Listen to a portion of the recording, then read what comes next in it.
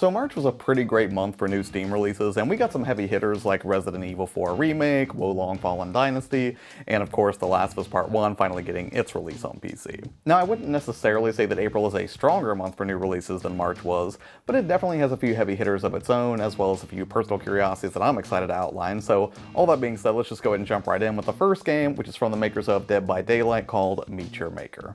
Meet Your Maker is a first-person, post-apocalyptic building and raiding game. You'll be constructing outposts and then stocking them with traps, guards, and hazards while others try to invade your creation. On the flip side, you can also invade other players' outposts in a bid to steal pure genetic material. Now personally, I'm really curious about this one because of how it's combining tactical outpost construction and first-person mayhem. Normally I don't go in a lot for base building games, but the idea that you're building a challenge for other players seems like a lot of fun, and for me personally it reminds me of when I used to make custom Tenchu 2 levels way back in the PS1 days and trade memory cards with friends at school so we could try and beat each other's creations. Now there's no word yet on whether it'll be deck verified, but here's hoping, and I'm sure we'll learn more about it when it drops on April 4th. And a couple of days after that, we will have Raven's Watch dropping on April 6th. Raven's Watch is a highly stylized top-down roguelite where you'll be able to play as a range of historical fictional characters. And it looks like it's going to have a lot of build functionality, and stylistically it sure looks to be taking a page out of the Hades playbook. The plot is that the world of dreams, Reverie, is in danger, and the ravens that, well, watch over it begin summoning in remixed versions of classic folktale heroes like Little Red Riding Hood or the Pied Piper.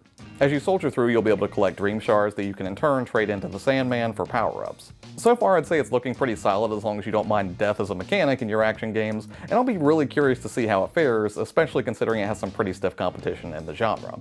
Speaking of historical figures, Sherlock Holmes The Awakened is coming on April 11th. Now personally I've never played a Sherlock Holmes game before, but apparently this one is pretty significant since it's a remake of the 2007 original and focuses on a Lovecraftian horror adventure that deals with eldritch beings.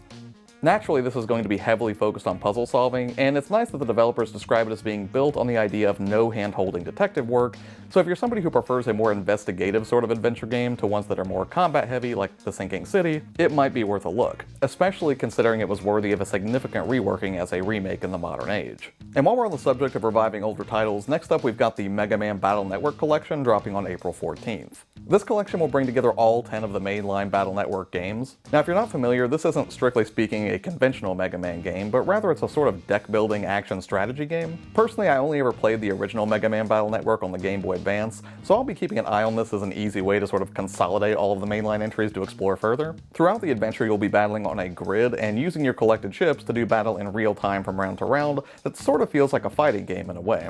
It's an interesting mishmash of genres and one I'm definitely excited to revisit.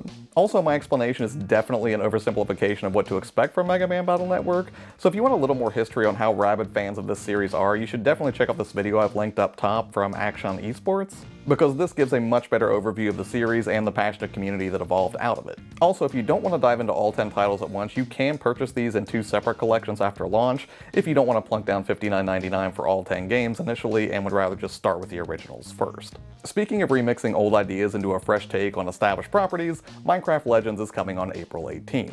Minecraft Legends is an action strategy take on the world of Minecraft where you'll lead allies in strategic battles to save the overworld. Now this isn't the first time we've seen an offshoot of Minecraft since we got Minecraft Dungeons a couple of years ago, which was a fun dungeon crawling spin-off. But Legends looks really interesting to me as a Lemmings-ish sort of take on the formula, and I really like the camera perspective shown off in the gameplay trailers. It almost reminds me of Dragon Quest Builders 2, and while I'm not completely clear on whether or not the game will progress in a similar way, it's pretty cool that like DQB2, it will also support co-op multiplayer that is apparently also cross-platform.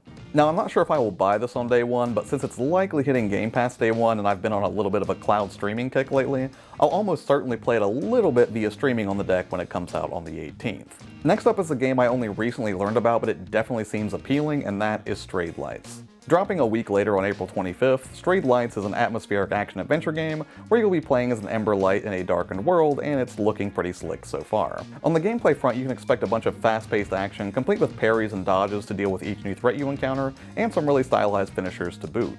I'm not sure how compelling the story will be, but if it plays as well as it appears in the trailers, this is definitely one that I'll be keeping an eye on as a Souls fan, and I'm really hoping that the performance will be solid on the deck as well.